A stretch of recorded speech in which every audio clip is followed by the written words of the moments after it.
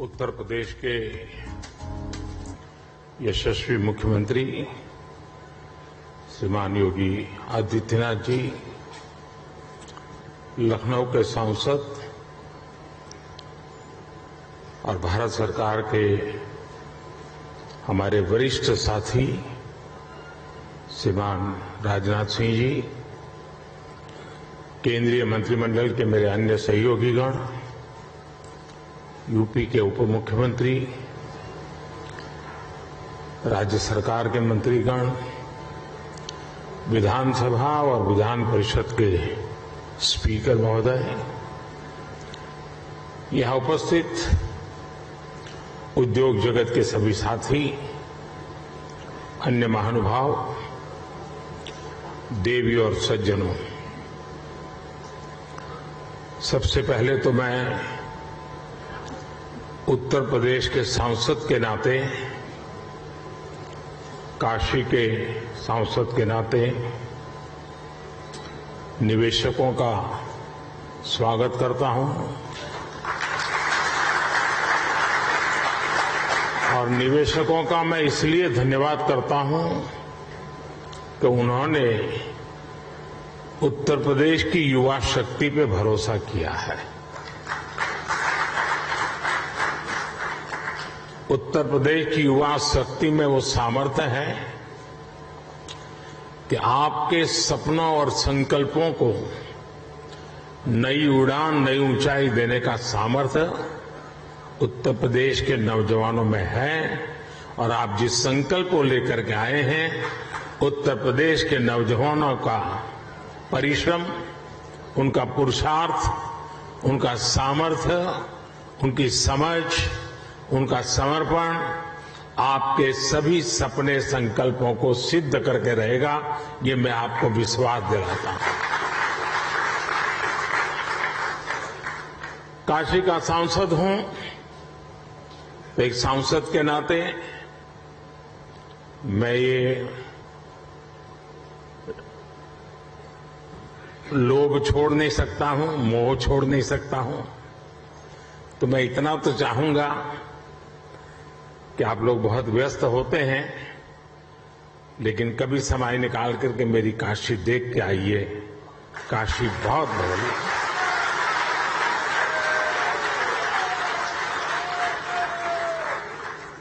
काशी बहुत बदल गई है। विश्व की ऐसी नगरी अपनी पुरातन सामर्थ्य के साथ नए रंग रूप में सज सकती है, ये उत्तर प्रदेश की ताकत का जीता जागता उदाहरण है। साथियों, यूपी में 80,000 करोड़ रुपए से ज्यादा के निवेश से संबंधित समझौते यहां हुए हैं। ये रिकॉर्ड निवेश यूपी में रोजगार के हजारों नए अवसर बनाएगा। ये भारत के साथ ही उत्तर प्रदेश की ग्रोथ स्टोरी पर बढ़ते विश्वास को दिखाता है। आज के इस आयोजन के लिए मैं यूपी के नौजवानों को विशेष बधाई दूंगा, क्योंकि इसका सबसे बड़ा लाभ यूपी के युवकों को, युवतियों को, हमारे नई पीढ़ी को होने वाला है। साथियों, इस समय हम अपनी आजादी के 75वें वर्ष का पर्व मना रहे हैं। आजादी का अमृत महोत्सव मना रहे हैं।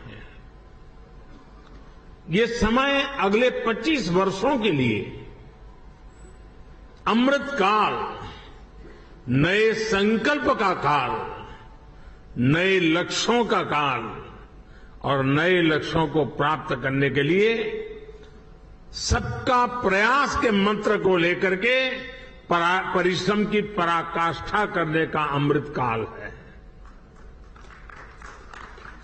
आज दुनिया में जो वैश्विक परिस्थितियां बनी हैं, वो हमारे लिए बड़े अवसर भी लेकर आई है।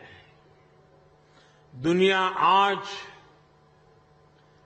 जिस भरोसेमंद साथी को तलाश रही है, दुनिया तलाश रही है, उस पर खरा उतरने का सामर्थ्य सिर्फ हमारे लोकतांत्रिक भारत के पास है।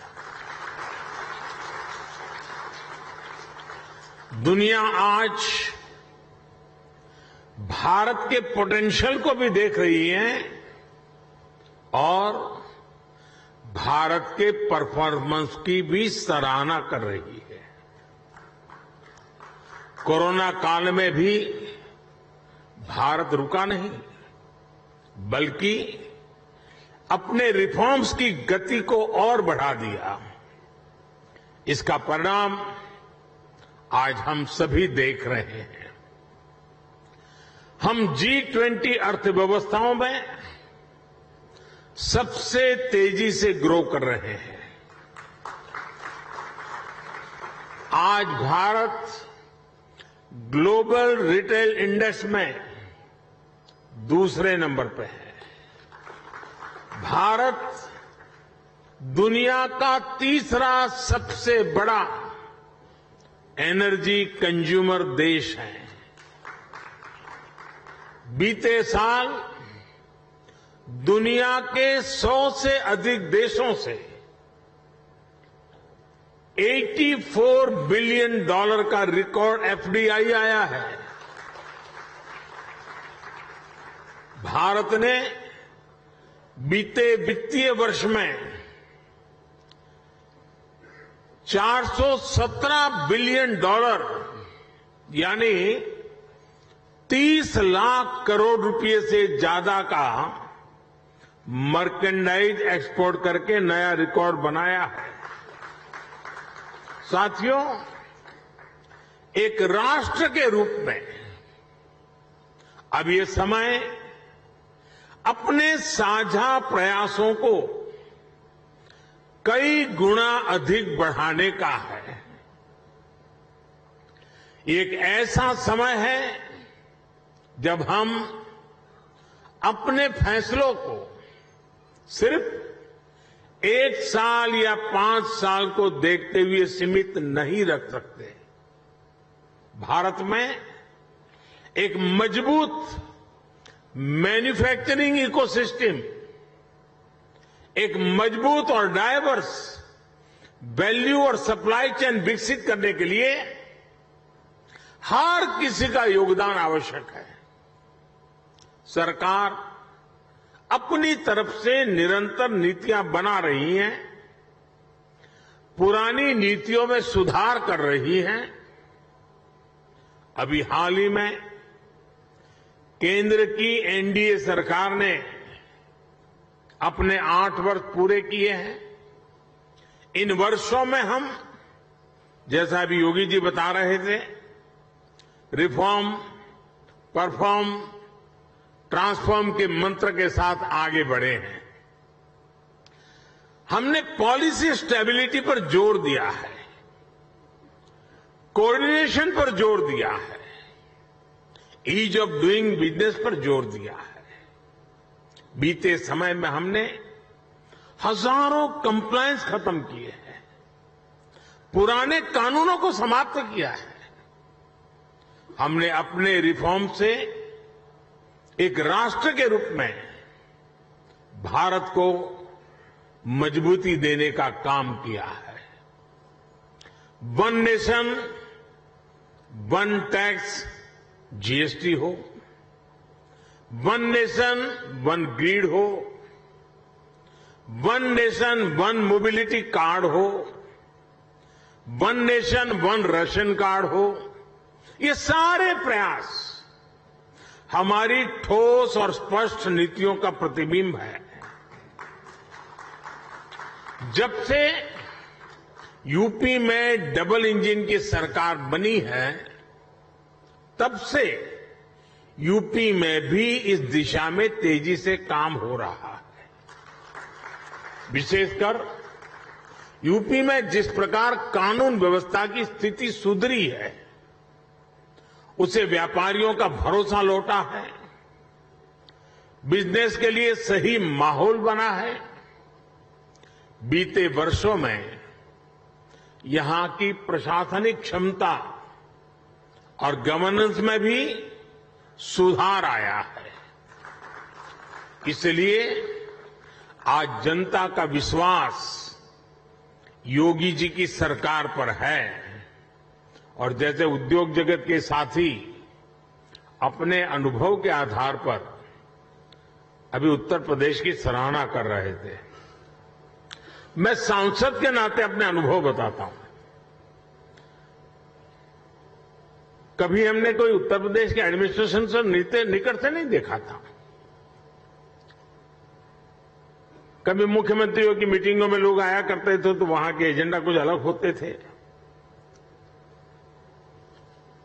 लेकिन एक सांसद के रूप में जब मैं यहां काम करने लगा तो मेरा विश्वास अनेक गुना बढ़ गया कि उत्तर प्रदेश का ब्यूरोक्रेसी, उत्तर प्रदेश के एडमिनिस्ट्रेशन में वो ताकत है जो देश उनके पास चाहता है। जो बात उद्योग जगत के लोग कह रहे थे, एक सांसद के नाते मैंने स्वयं ने इस सामर्थ्य को अनुभव किया है और इसलिए मैं यहां सरकार के सभी ब्यूरोक्रेट्स, सरकार के छोटे बड़े हर व्यक्ति को ये जो मिजाज उनका बना, इसके लिए बधाई देता हूं, उनका अभिनंदन करता हूं। साथियों, आज यूपी की जनता ने 37 साल बाद किसी सरकार को फिर से सत्ता में वापस लाकर अपनी सेवा की जिम्मेदारी सौंपी है। साथियों, उत्तर प्रदेश में भारत की 5वें-6ठे हिस्से की आबादी रहती है, यानी यूपी के एक व्यक्ति की बेहतरी भारत के हर 6ठे व्यक्ति की बेहतरी होगा। मेरा विश्वास है कि यूपी ही है जो 21वीं सदी में भारत की ग्रोथ स्टोरी को मोमेंटम देगा। और इसी 10 वर्ष को आप देख लीजिए, एक उत्तर प्रदेश हिंदुस्तान का बहुत बड़ा ड्राइविंग फोर्स बनने वाला है जी। ये 10 वर्ष आपको दिखाई देगा, जहां परिश्रम की पराकाष्ठा करने वाले लोग हों, जिस प्रदेश में देश की कुल आबादी का 16% से अधिक कंज्यूमर बेस हो, जहां 5 लाख से अधिक आबादी वाले 1 दर्जन से ज्यादा शहर हो, जहां हर जिले का अपना कोई न कोई खास प्रोडक्ट हो, जहां इतनी बड़ी संख्या में एमएसएमईज हो, लघु उद्योग हो, जहां अलग अलग मौसमों में अलग अलग कृषि उत्पादों, अनाज, फल, सब्जियों की बहार हो, जिस प्रदेश को गंगा, यमुना, सरयू समेत अनेक नदियों का आशीर्वाद प्राप्त हो, ऐसे यूपी को तेज विकास से भला कौन रोक सकता है। साथियों, अभी इस बजट में ही हमने गंगा के दोनों किनारों पर, भारत सरकार के बजट की बात कर रहा हूं, 5-5 किलोमीटर के दायरे में केमिकल फ्री नेचुरल फार्मिंग का कॉरिडोर बनाने की घोषणा की है। डिफेंस कॉरिडोर की चर्चा तो होती है, लेकिन इस कॉरिडोर की कोई चर्चा नहीं करता है। यूपी में गंगा 1100 किलोमीटर से ज्यादा लंबी है और यहां के 25 से 30 जिलों से होकर गुजरती है। आप कल्पना कर सकते हैं कि नेचुरल फार्मिंग की कितनी बड़ी संभावना यूपी में बनने जा रही है। यूपी सरकार ने कुछ वर्ष पहले अपनी फूड प्रोसेसिंग नीति भी घोषित की है। मैं समझता हूं कॉरपोरेट वर्ल्ड के लिए, और यहां जो उद्योग जगत के लोग हैं उनसे मैं आग्रहपूर्वक इस विषय पर कहना चाहता हूं। कॉरपोरेट वर्ल्ड के लिए इस समय एग्रीकल्चर में इन्वेस्टमेंट की एक गोल्डन अपॉर्चुनिटी है। साथियों, तेज विकास के लिए हमारी डबल इंजन की सरकार इंफ्रास्ट्रक्चर, इन्वेस्टमेंट और मैन्युफैक्चरिंग तीनों पर एक साथ काम कर रही है। इस साल के बजट में 7.5 लाख करोड़ रुपए के अभूतपूर्व कैपिटल एक्सपेंडिचर का एलोकेशन इसी दिशा में उठाया गया कदम है।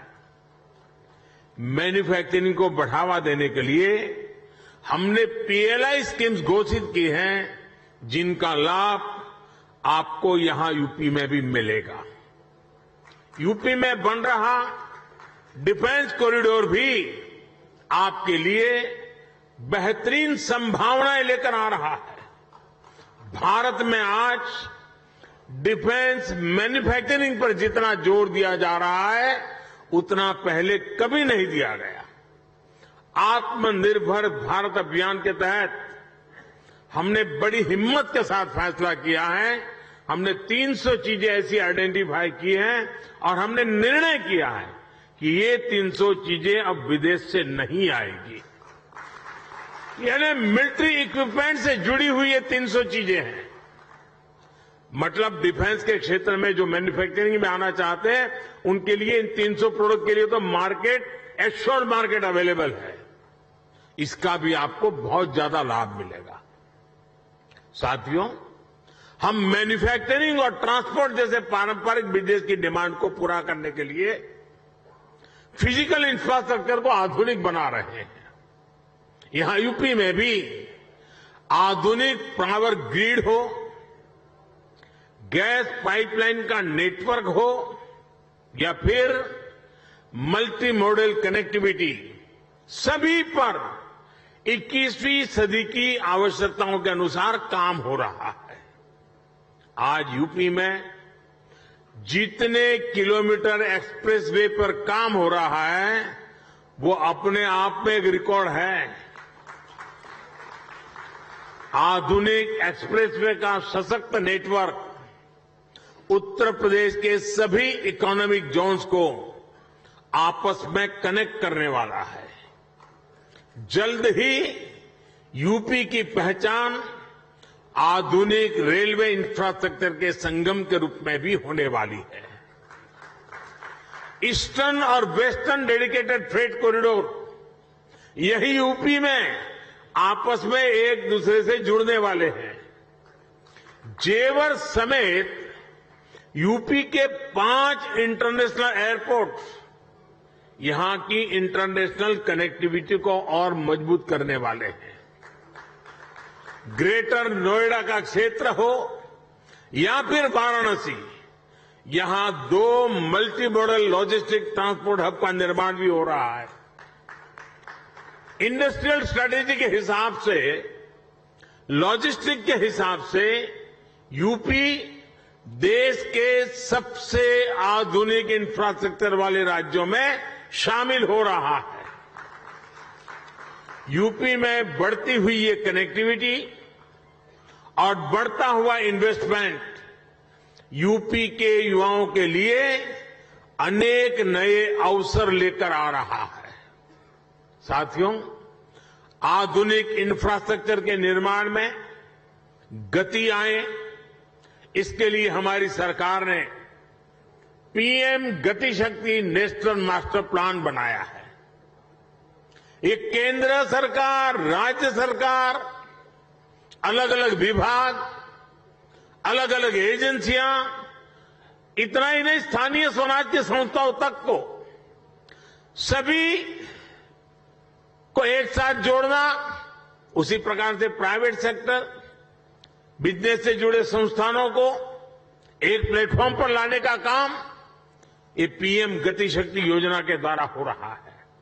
इस प्लेटफॉर्म के माध्यम से किसी भी प्रोजेक्ट से जुड़े हर स्टेक होल्डर को रियल टाइम जानकारी मिलेगी। अपने अपने हिस्से का काम उसे कब तक पूरा करना है, उसकी प्लानिंग वो समय पर कर पाएगा। बीते 8 साल में प्रोजेक्ट्स को समय पर पूरा करने का जो नया कल्चर देश में विकसित हुआ है, उनको ये नए आयाम देगा। साथियों, बीते वर्षों में भारत ने जिस तेजी से काम किया है, उसका एक उदाहरण हमारी डिजिटल क्रांति है। 2014 में हमारे देश में सिर्फ 6.5 करोड़ ब्रॉडबैंड सब्सक्राइबर थे। आज इनकी संख्या 78 करोड़ से ज्यादा हो चुकी है। 2014 में 1 जीबी डेटा करीब करीब 200 रुपये का पड़ता था। आज इसकी कीमत घटकर 11-12 रुपये हो गई है। भारत दुनिया के उन देशों में है जहां इतना सस्ता डेटा है। 2014 में देश में 11 लाख किलोमीटर का ऑप्टिकल फाइबर था। अब देश में बिछाए गए ऑप्टिकल फाइबर की लंबाई 28 लाख किलोमीटर के पार कर चुकी है। 2014 में देश में 100 से भी कम, यानी 100 भी नहीं, 100 से भी कम ग्राम पंचायतों में ऑप्टिकल फाइबर पहुंचा था। आज ऑप्टिकल फाइबर से जुड़ी ग्राम पंचायतों की संख्या भी 1.25 लाख को पार कर गई है। 2014 में देश में 90,000 के आसपास ही कॉमन सर्विस सेंटर्स थे। आज देश में कॉमन सर्विस सेंटर्स की संख्या भी 4 लाख से ज्यादा हो गई है। आज दुनिया के डिजिटल ट्रांजैक्शन का करीब करीब 40% भारत में हो रहा है। दुनिया का 40%। किसी भी हिंदुस्तानी को गर्व होगा। जिस भारत को लोग अनपढ़ बताते हैं, वो भारत ये कमाल कर रहा है। हमने बीते 8 वर्षों में डिजिटल क्रांति के लिए जिस फाउंडेशन को मजबूत किया, उसी का नतीजा है कि आज अलग अलग सेक्टर्स के लिए इतनी संभावनाएं बन रही है। इसका बहुत बड़ा लाभ हमारे युवाओं को मिला है। 2014 से पहले हमारे यहां कुछ 100 स्टार्टअप ही थे, लेकिन आज देश में रजिस्टर्ड स्टार्टअप की संख्या भी 70,000 के आसपास पहुंच रही है।